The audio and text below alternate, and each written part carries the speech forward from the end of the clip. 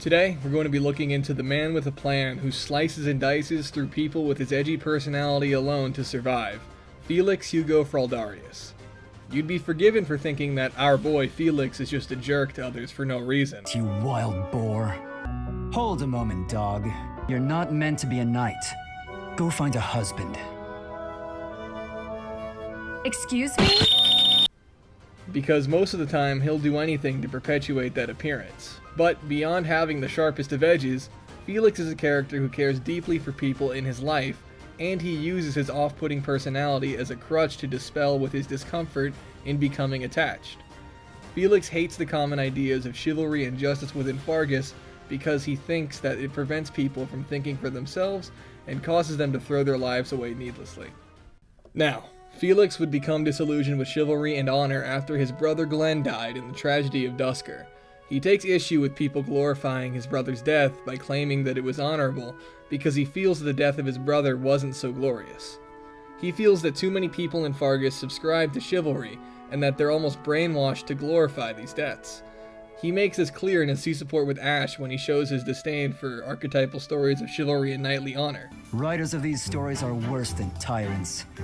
They seize control of people's thoughts. And often, Felix's issues with chivalry needlessly push people away because he refuses to accept their belief in such values. Sedith approaches Felix because he notices how standoffish Felix can be, and he correctly guesses why he keeps his friends at arm's distance. I do not think you have been keeping your friends at a distance because you dislike them personally. Rather, I think what bothers you is their concept of proper knighthood. Is that not so? Felix reveals that he hates the glorification of the dead that's perpetuated by chivalry, and directly states that he resents his father for showing such reverence for the dead. But it can be implicitly seen that he feels similarly about people like Ingrid, Dimitri, and Ash.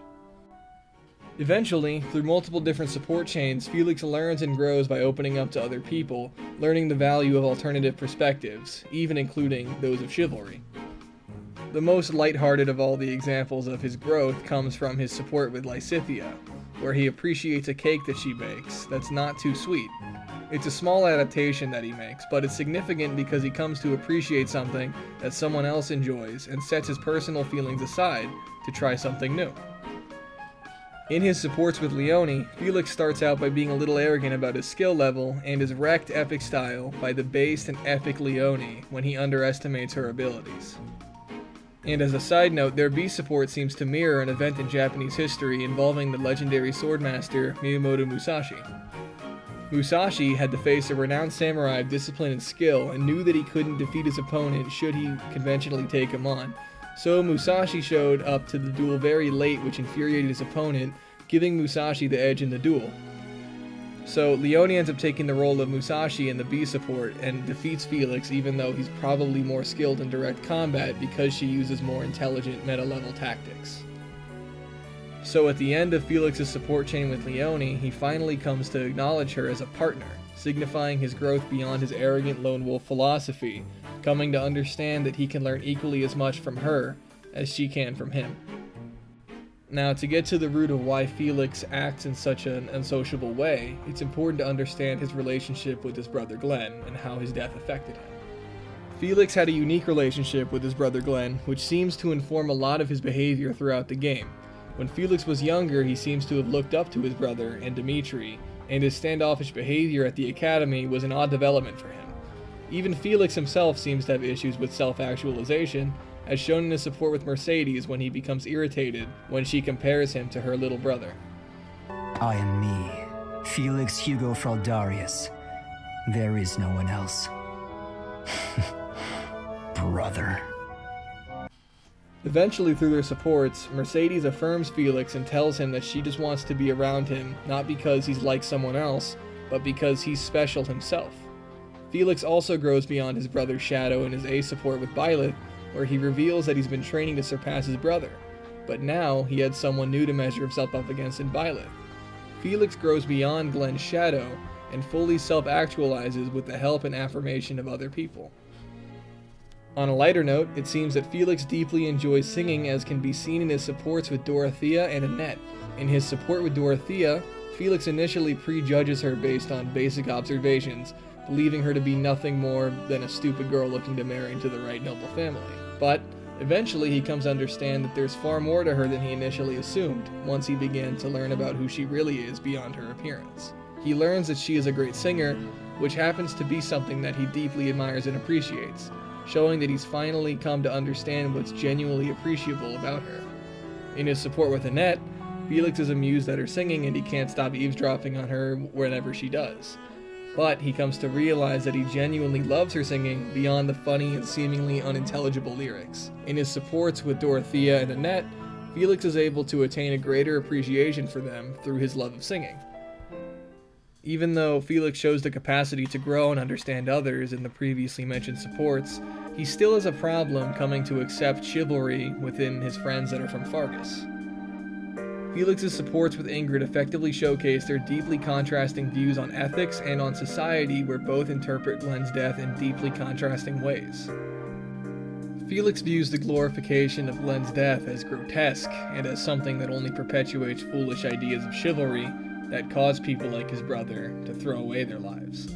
Because he is disillusioned with chivalry and can view it from an outsider's perspective, he thinks that he has a superior belief system to those that continue to ascribe to it. However, in their A support, Ingrid clarifies that she and Glenn both fight for what they believe in, just as Felix does, showing him that while chivalry is flawed, it isn't necessarily incongruent with his views on living freely. A similar development happens in his supports with Dedu, albeit it's a lot harsher. You're a rabid cur. Felix is initially disgusted by Dedu's devotion to Dimitri and sees it as nothing but blind obedience, only deferring to Dimitri's authority.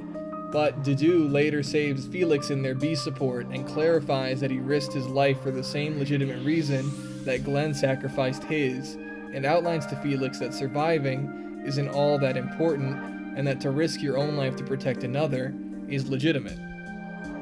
Felix can relate to that sentiment deep down because he really does deeply care for protecting those that he loves. And him caring about others is an aspect of his softer side, which he seems to hide as a sort of defense mechanism to keep himself from appearing weak to others. His softer side does come out, however, whenever he is faced with the risk of losing someone that he cares about, showing that while he might act apathetic towards people around him, he deeply cares for them, nonetheless. He shows genuine concern for others when they're put in dangerous situations in his supports with Ingrid, Sylvain, and Dedu, but it's in his A support with the Boar, where he really opens up about his struggles in dealing with loss in his life. I'm not immune to emotion, you know. Far from it. I haven't gone a day without questioning why my father and brother had to die, while I survived. I'll bear this pain until the day I die, but I refuse to wallow in it. Felix is being so vulnerable in this conversation because he's trying to help lead Dimitri out of his depression, and he's trying to help Dimitri cope with the deaths of his loved ones at Dusker.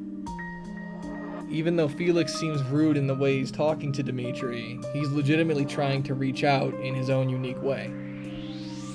He tells Dimitri that while you don't have to forget the dead entirely, you do have to move on past their deaths to continue to act in the land of the living, implying that he can do more good to help people as king. It's touching because it seems his support with Dimitri genuinely helps Dimitri come to terms with the deaths of those he cared about. In his support chain with Sylvain, Felix is frustrated with Sylvain because of how irresponsible he can act, which can eventually lead to him losing his life. You're insatiable. Do you ever stop? Certainly not to practice your sword technique. You always skip training. And you never consider how your actions hurt others, or how you hold them back. But in their A support, everything is smoothed over when Sylvain tells Felix that he's not planning on dying anytime soon, which provides some much-needed relief for Felix.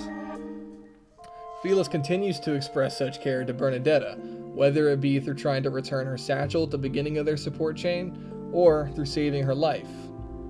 After he saves her in her A supports, Bernadetta begins to see through his apathetic facade and begins to really enjoy his soft side, and Felix seems to be genuinely glad to see Bernadetta coming out of her shell too. Felix also shows a bit of his soft side in his B support with Ash when Ash is having some serious doubts about continuing to pursue his idyllic knighthood. Felix ends up telling him that he shouldn't give up on his ideals and reveals that he'd already read the book, after which he affirms Ash's appreciation of ideals in accepting his similarities to the ideal knight within Ash's story, and even associating Ash with an idyllic squire from the story. Felix both directly and metaphorically pushes Ash to continue to pursue his dreams to become a knight, which shows the deep capacity that Felix has for empathy when it really matters. Finally, through the course of different routes, Felix can either develop into someone who uses violence to protect the people that he loves, or he can become someone who exercises violence for the sport of it, much like Dimitri initially after the time skip. The Blue Lions route typically puts Felix in contact with different people who cause him to address and deal with his issues with the system of chivalry within Fargus, which leads to his being characterized as more empathetic and understanding within that respective route. Felix's A support with Flame thoroughly conveys his growth beyond his goal of achieving power to exercise violence. They end up concluding that in a time of peace he can still find purpose in the world through applying his skills to reach different, more peaceful ends, showing that violence isn't necessarily a proper goal to pursue in and of itself, opening up Felix to prioritizing new and less destructive goals. However, in the Crimson Flower route, his characterization heavily deviates from those of the other routes, because he becomes consumed by a lust for violence and power, or even he acknowledges that he's no better than Dimitri in that regard. Felix will end up having to kill his father, Dimitri, and most of his childhood friends, should you not recruit them. And he'll kill them with no mercy because he's chasing his goals, regardless of how it affects those who he cares about. Because he stands against these people, Felix fundamentally rejects all of Fargus and cuts it away, serving as an inverse to his character arc in the Azure Moon route. And I feel that this story is best expressed when he specifically needs to cut down all that he cared about to reach his goals. Felix's character development within Three Houses' story seems to be tied to his relationship with Fargus and chivalry, and I think Dimitri outlines the conflict best in asking how one should respond to something that's unacceptable. I wonder which is best, Professor. To cut away that which is unacceptable, or to find a way to accept it anyway? Hey, thanks for watching my video. Be sure to like and subscribe if you enjoyed it, and also comment to let me know what you thought, because I always enjoy engaging with you guys in the comment section below.